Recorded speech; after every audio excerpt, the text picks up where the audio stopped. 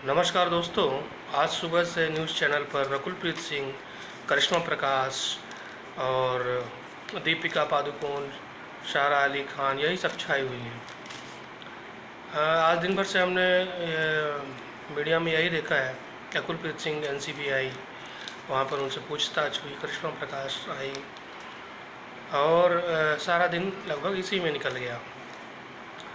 और कल के दिन की पूरी उम्मीद है कि दीपिका पादुकोण, सारा अली खान और श्रद्धा कपूर इसी सब में निकल जाएगा। तो कुल मिलाकर बात यह है कि मीडिया में जिस प्रकार से बॉलीवुड की परेड हो रही है, बॉलीवुड की बड़े बड़े हीरोइन, बड़ी बड़े सेलिब्रिटीज़ की जो एनसीबी के द्वारा परेड कराई जा रही है, इन सब के बीच में हमें ऐसा लग रहा है कि शायद इसमें सुशांत सिंह काफ़ी पीछे छूट गया, क्योंकि ये केस जो शुरू हुआ था, सुशांत सिंह मर्डर केस से शुरू हुआ था। तो मूल मुद्दा सुशांत सिंह मर्डर केस था, परंतु देखा ये गया कि आज की डेट में सुशांत सिंह केस की बात उतनी नहीं हो रही है जितनी एनसीबी नारकोटिक्स की बात कर रहे हैं। सारे मीडिया चैनल्स पे यही छाया हुआ है, कौन सा एक्टर, कौन सा प्रोड्यूसर ड्रग्स लेता था या नहीं लेता था, किसकी ड्रग चैट वायरल हो रही है। उसमें दीपिका पादुकोण का नाम सबसे ऊपर है इस वक्त। और आज करिश्मा प्रकाश से पूछताछ में ये पता भी चला कि दीपिका पादुकोण ही ग्रुप एडमिन थी। जिस ग्रुप चैट में ये ड्रग्स की चैट हो रही थी, उसके ग्रुप एडमिन दीपिका पादुकोण थी। कुछ चैट में उसमें ऐसा भी है कि जैसा कि दीपिका पादुकोण खुद ही घर में ऑर्गेनाइज करा रही थी पार्टी वगैरह। तो कुल मिला के बात यह है कि सारा ध्यान जो है इस वक्त लोगों का दीपिका पादुकोण और दीगर जो भी सेलिब्रिटीज़ हैं उनके ऊपर है, जबकि ये केस शुरू हुआ था सुशांत सिंह से। सुशांत सिंह केस पर किसी का ध्यान नहीं है। क्या इसके पीछे कोई राजनीति है? क्योंकि आपको पता है, हम लोग भले ही सीबीआई कर रहे थे कि इसके केस की जांच सीबीआई से कराई जाए, लेकिन सीबीआई का इतिहास भी सबको पता है। सीबीआई जब भी काम की है, उसके ऊपर हमेशा ये इल्ज़ाम लगा है कि वो सत्तारूढ़ पार्टी की कठपुतली की तरह काम की है। सत्तारूढ़ पार्टी या केंद्रीय सरकार जो भी है, वो जैसा चाहती है सीबीआई वैसा ही बोलती है, वैसा ही करती है। अब चूँकि महाराष्ट्र में शिवसेना की सरकार थी जिसने कि धोखा दिया था भारतीय जनता पार्टी को, इसलिए लोगों को ज़्यादा उम्मीद थी कि भारतीय जनता पार्टी सीबीआई के द्वारा इस केस के तह तक पहुँचेगी या कम से कम इसमें इंक्वायरी करवाएगी। लेकिन पिछले कुछ दिनों से ऐसा प्रतीत हो रहा है जैसे कि एनसीबी को आगे कर दिया गया, नारकोटिक्स कंट्रोल ब्यूरो को, और सीबीआई पर्दे के पीछे चली गई है। और सीबीआई पर्दे के पीछे गई है, इसका मतलब है कि सुशांत सिंह का केस भी पर्दे के पीछे चला गया है। अब हमें पिठानी की बात पता नहीं चल रही है, ना हमें उस सैमुअल की बात कुछ बताई जा रही है, और रिया चक्रवर्ती की भी अब उतनी बात नहीं है। उसकी बात भी केवल इसी मुद्दे पर हो रही है कि उसके द्वारा कितने सुपरस्टार्स के ड्रग चैट निकल रहे हैं। यानी कुल मिला के सुशांत सिंह का मुद्दा पीछे छूट चुका है। तो दोस्तों, आज सुशांत सिंह के पिताजी के वकील श्री विकास सिंह ने आज एक प्रेस कॉन्फ्रेंस भी की। उसमें उन्होंने बताया कि जब उन्होंने मीतू सिंह के द्वारा खींची गई फ़ोटोज़ भेजी थी एम्स के डॉक्टर को, जो कि आज उस पैनल में भी हैं, जो कि डिसाइड कर रहे हैं, विसरा रिपोर्ट वगैरह जो आ रही हैं उसको डिसाइड करने वाले हैं, तो उन डॉक्टर ने भी उस फ़ोटो को देखकर एक नज़र में कहा था कि ये 200% मर्डर केस है।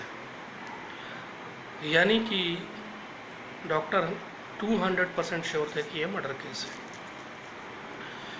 लेकिन अब विकास सिंह जी ने जैसा कि इल्ज़ाम लगाया कि जैसा कि बात हुई थी 21 या 22 तारीख को एम्स का रिपोर्ट तैयार हो जाएगा और सीबीआई के साथ मीटिंग होगी, सीबीआई को हैंड ओवर करेंगे। परंतु अभी तक सीबीआई की उन डॉक्टर्स के साथ मीटिंग नहीं हो पा रही है। अब क्यों नहीं हो रही है, इसके पीछे अब कोई राजनीति हो सकती है। साथ ही साथ वकील विकास सिंह जी ने एक और शक जताया जो कि बहुत ही वाजिब शक है। उन्होंने बात करते करते ये कहा कि यदि हमें कल ये सुनाई पड़े, आज से 1 महीना बाद या शायद 1.5 महीने बाद, 2 महीने बाद, अगर हम ये सुनाई पड़ता है कि महाराष्ट्र की शिवसेना सरकार गिर गई है, जो कि कांग्रेस या एनसीपी सपोर्ट से चल रही थी, और उसकी जगह पर भाजपा और शिवसेना ने मिलकर सरकार बना ली है,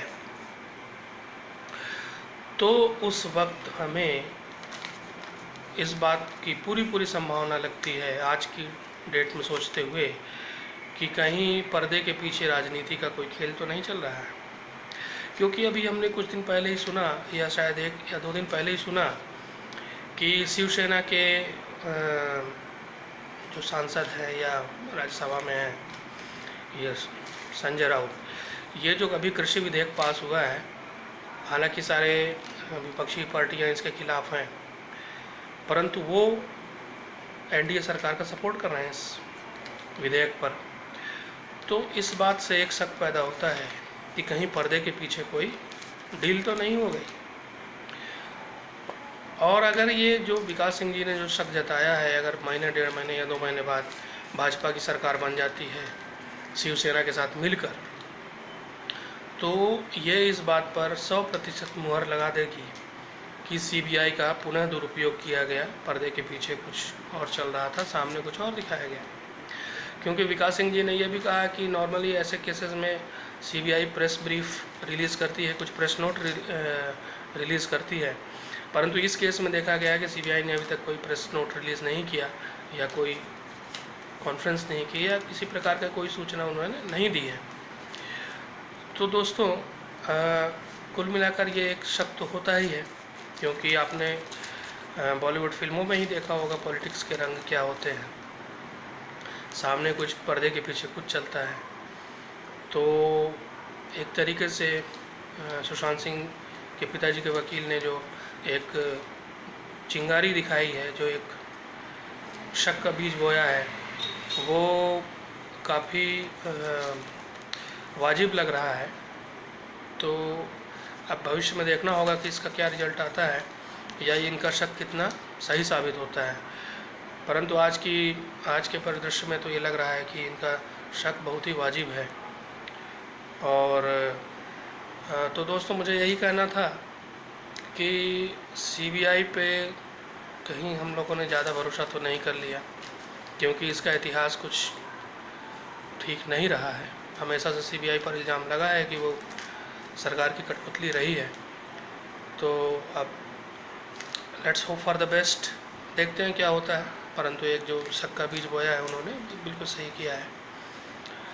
तो आज का वीडियो मैं यहीं समाप्त करता हूँ, और अगर आप लोगों को ये वीडियो पसंद आ रहे हो मेरे चैनल पर, तो आप लाइक और सब्सक्राइब कर सकते हैं, और जो पहली बार आए हुए हैं वो सब्सक्राइब कर सकते हैं, और नीचे बेल आइकॉन भी है, उसे भी आप अगर दबा देंगे तो मेरा वीडियो आपको जैसे रिलीज़ होगा आपको नज़र आ जाएगा। Thank you.